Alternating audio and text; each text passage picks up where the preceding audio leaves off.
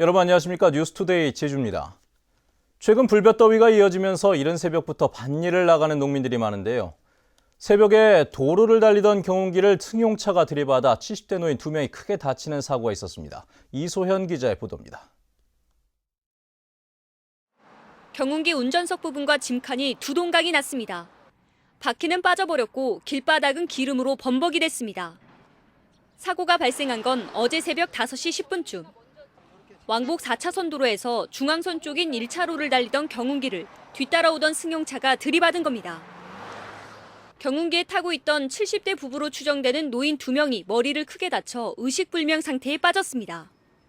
발생 시간대는 해가 뜨기 직전 어스프리한 시간이었고 인근에 가로등이 없고 어두운 일지도로 상에서 운행하던 경운기를 뒤따르던 갤로퍼 차량이 미처 발견하지 못하고 사고가 난 경운기에는 미등은 물론 경광등도 없고 그나마 달려있는 이 반사지는 이처럼 빛이 발해 제 역할을 하지 못했습니다.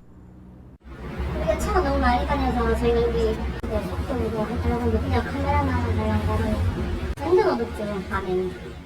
경운기 교통사고는 10건 가운데 7건 이상이 다른 차량이 들이받는 추돌 사고로 절반가량은 야간에 발생합니다. 제주 지역에서도 최근 3년 동안 경운기 교통사고 16건이 발생해 11명이 숨졌고 올 들어서만 3명이 사망했습니다. 경찰은 농기계를 일반 도로에서는 운행하지 말고 부득이한 경우에도 1차로는 피해야 하며 안전장치를 부착하라고 당부했습니다. MBC 뉴스 이소연입니다. 미 해군의 고위 관계자가 오랜만에 완공되는 제주 해군기지를 이용하겠다는 의사를 처음으로 밝혔습니다. 리사 프란체티 전 주한 미 해군 사령관은 최근 서울 용산 미군기지에서 임식을 마친 뒤 기자들과 만나 미 해군은 한국의 남쪽 휴양지인 제주에 해군기지가 건설되면 즉시 항해와 훈련을 목적으로 함선들을 보내기를 원한다고 밝혔습니다. 프란체티 사령관은 미 해군은 한국의 어떤 항구라도 방문할 수 있다면 한국 해군과의 팀워크를 키울 수 있는 좋은 기회로 생각한다며 최고 수준의 훈련을 벌이겠다고 덧붙였습니다. 섬 속의 섬 우도가 쓰레기 처리로 골머리를 앓고 있습니다. 관광객 증가와 함께 쓰레기는 급증하는데 처리 시설은 부족해 대책이 시급해 보입니다. 홍수연 기자의 보도입니다.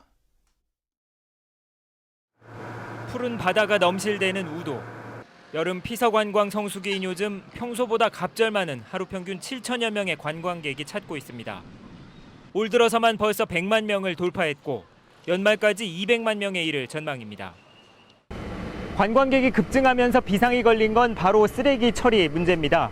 해양 쓰레기를 제외하고는 모두 이 섬 안에서 자체적으로 처리하고 있는데 처리 가능한 규모를 이미 넘어섰습니다. 하루 평균 발생하는 일반 쓰레기는 지난해보다 25% 늘어난 2.7톤. 쓰레기 처리장에도 자동 처리 시설이 없어 일일이 손으로 분리하다 보니 반입량의 절반도 처리하지 못하고 있습니다. 쓰레기 발생 너무 많아가지고 저 생각 약 3톤 그 정도 발생하고 있는 것 같아가지고 나머지 부분은 다 처리하지 못하고 있는 부분입니다. 특히 음식물 쓰레기는 하루 평균 1.4톤이 발생해 지난해보다 2배 이상 늘었습니다. 이에 따라 음식물 쓰레기를 발효 처리하는 시설을 추가 설치하고 있지만 완공되더라도 급증하는 쓰레기를 모두 처리하기엔 역부족입니다.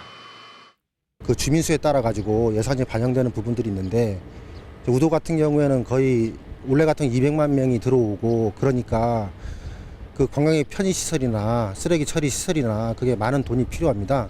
그걸 감안해 가지고 예산을 배정해 주셨으면은. 천혜의 자연과 빼어난 경관으로 이름난 우도가 넘치는 쓰레기로 몸살을 앓고 있습니다. MBC 뉴스 홍수연입니다.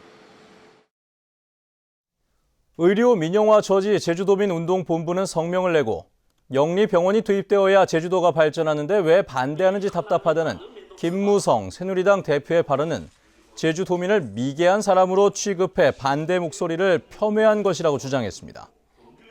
이 단체는 시민단체는 물론 도의회 여론조사에서도 영리병원에 대한 우려가 높았다며 김무성 대표가 민의를 외면했다고 주장했습니다.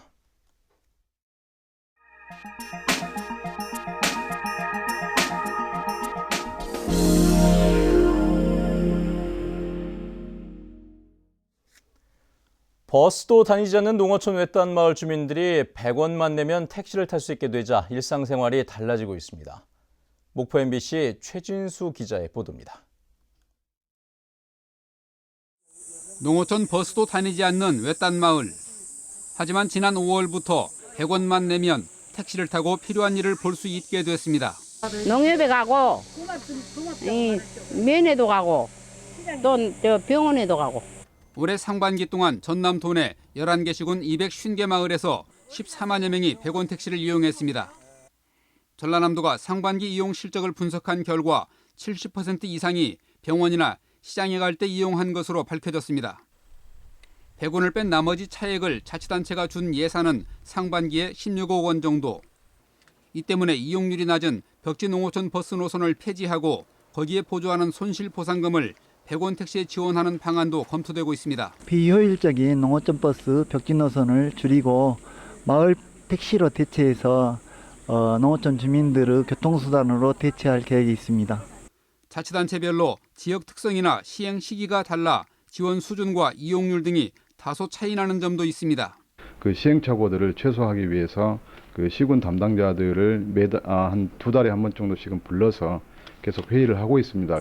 생활이 넉넉지 못하고 고령 인구가 많은 농어촌 주민들에게 100원 택시는 절실하면서 편안한 발이 되고 있습니다. 전라남도는 민선 6기 중점 공약인 100원 택시 사업을 내년부터 희망하는 전체 시군으로 확대할 계획입니다. MBC 뉴스 최진수입니다.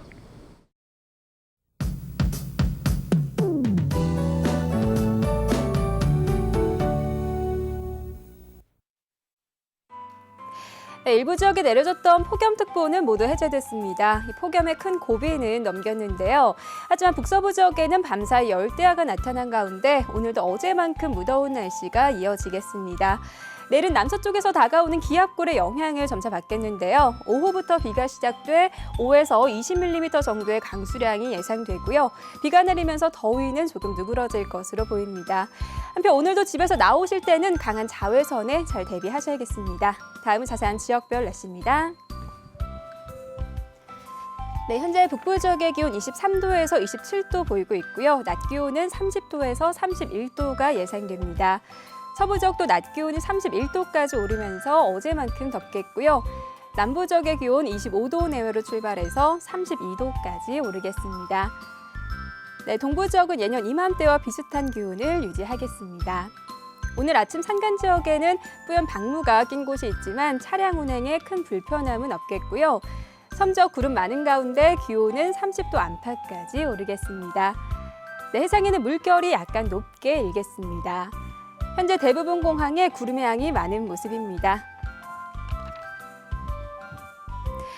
네, 내일 시작된 비는 모레 밤까지 이어진 뒤 차츰 그칠 전망입니다. 날씨였습니다. 오늘 새벽 1시쯤 제주시 3도 이동 모 호텔 부근 해상에서 47살 김모 씨가 물에 빠져 허우적거리는 것을 지나가던 주민이 구조해 병원으로 옮겼습니다.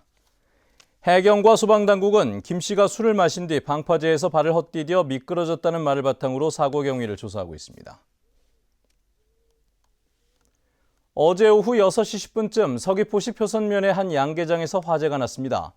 불은 20분 만에 꺼졌지만 건물 100여 제곱미터와 천정, 부직포 등이 불에 탔고 닭 1,500마리가 폐사해 소방서 추산 810만 원의 재산 피해가 났습니다. 소방당국은 사료 공급 지역에서 전기적 요인으로 인해 불이 난 것으로 보고 있습니다.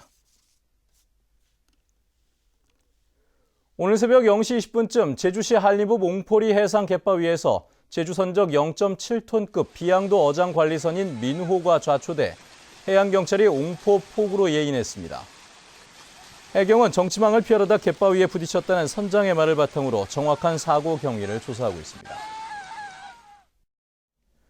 네, 뉴스투데이 제주를 마칩니다. 시청해주신 여러분 고맙습니다.